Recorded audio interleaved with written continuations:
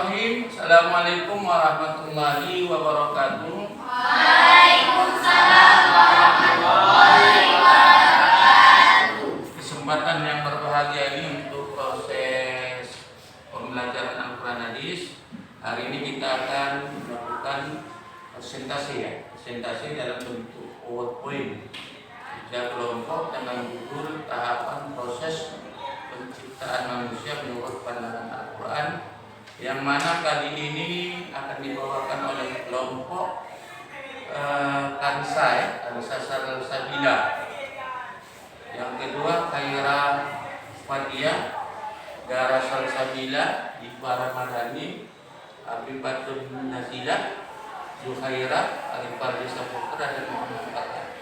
Bapak harap diskusi kita walau singkat bisa menghasilkan satu rumusan yang maksimal tentang sejauh mana intisari yang bisa kita ambil dari tuntutan tema atau judul tahapan proses penciptaan manusia menurut sudut pandang Al-Quran yang akan segera dibawakan presentasi dalam bentuk PowerPoint oleh kelompok Kansa Salsabila. Kepada kelompok Kansa Salsabila, waktu dan tempat kami persilakan dengan segala hormat.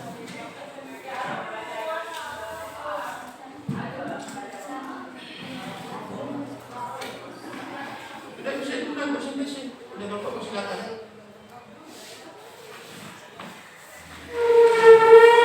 Assalamualaikum warahmatullahi wabarakatuh. Waalaikumsalam warahmatullahi wabarakatuh.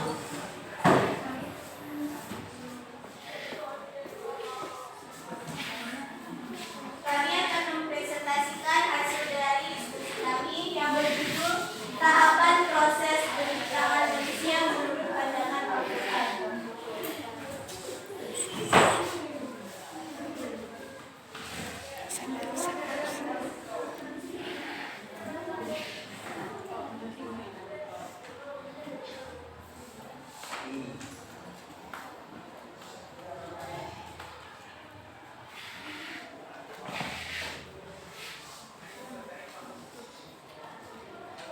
Al-Quran menyatakan proses penciptaan manusia mempunyai 2 tahapan yang berbeda, yaitu tahapan primordial.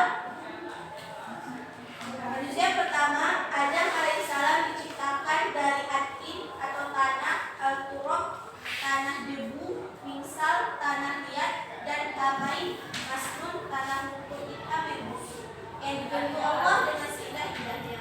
Kemudian Allah menurunkan ruh darinya ke dalam diri manusia tersebut. Quran Surah Al-An'am dan Al-Hijj, Al-Mu'min, Al-Rum, Ar-Rahman.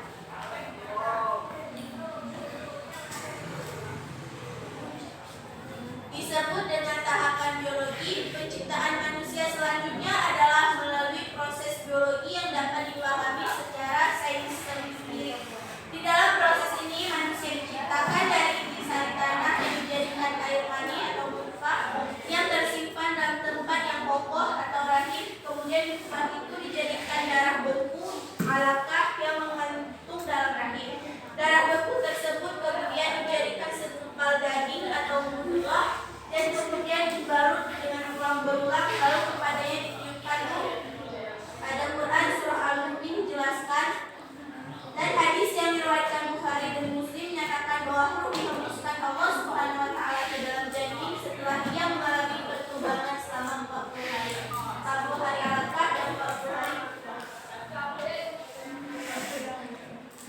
Selanjutnya kita akan bahas tentang penciptaan manusia dan aspek-aspeknya itu ditegaskan dalam banyak ayat. Beberapa ini diantaranya sebagai berikut.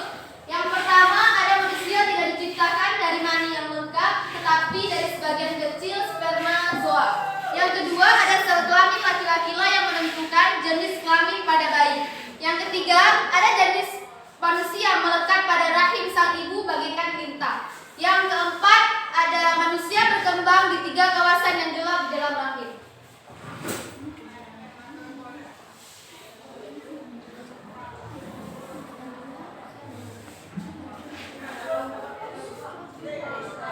Selanjutnya ada status mani. Sebelum proses pembuahan terjadi, 260 juta sperma terpancar dari si laki-laki pada satu waktu dan menuju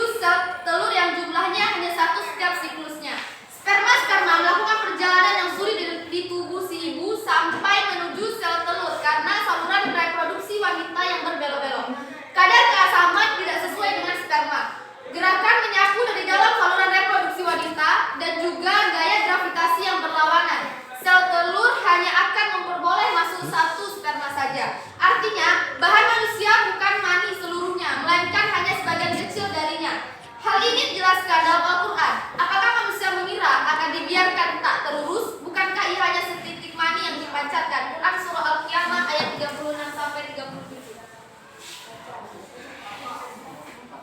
Segumpal darah yang melekat di rahim. Setelah lewat 40 hari dari air mani tersebut, Allah menjadikannya segumpal darah yang disebut Al-Alaq. Dia telah menciptakan manusia dengan segumpal darah dalam surah Al-Alaq ayat 2. Ketika sperma dari laki-laki bergabung dengan sel telur wanita, terbentuk sebuah sel tunggal yang dikenal sebagai zigot.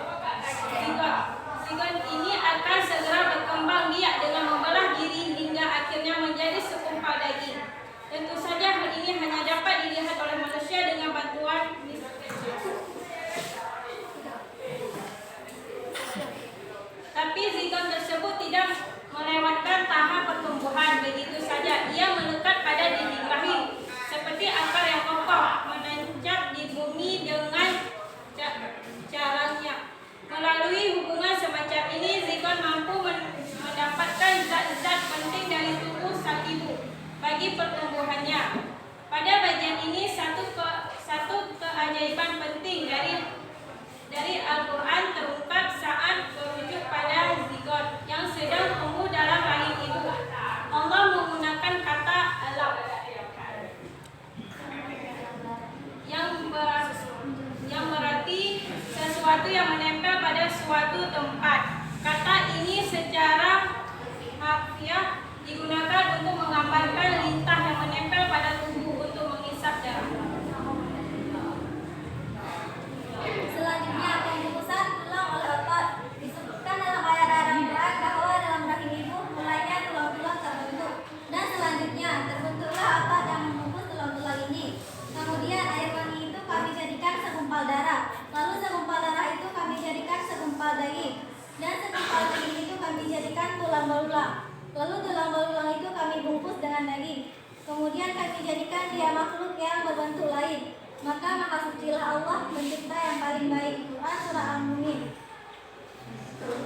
Para ahli embriologi beranggapan bahwa tulang dan otot dalam embrio terbentuk secara bersamaan. Karenanya, sejak lama banyak orang yang menyatakan bahwa ayat ini bertentangan dengan ilmu pengetahuan. Namun, penelitian canggih dengan mikroskop yang dilakukan dengan menggunakan perkembangan teknologi baru telah mengungkapkan bahwa pernyataan Al-Quran adalah benar.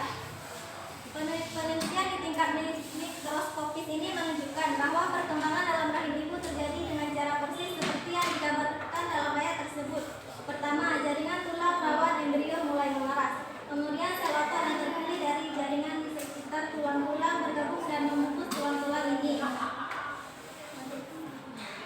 Saripati tanah dalam campuran air mani. Cairan yang disebut mani tidak mengandung sperma saja. Ketika mani disinggung di Al-Quran, fakta yang ditemukan oleh ilmu pengetahuan modern juga menunjukkan bahwa mani diciptakan sebagai cairan campuran. Dialah yang menciptakan segalanya dengan sebaik-baiknya. Dia mulai menciptakan manusia ringan melihat. Kemudian ia menjadikan keturunan dari sari air yang hina. Quran Surah Al-Quran ayat 7-8.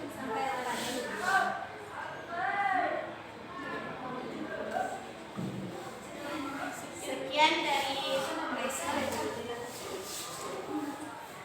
dari presentasi kami. Bila ada kesalahan,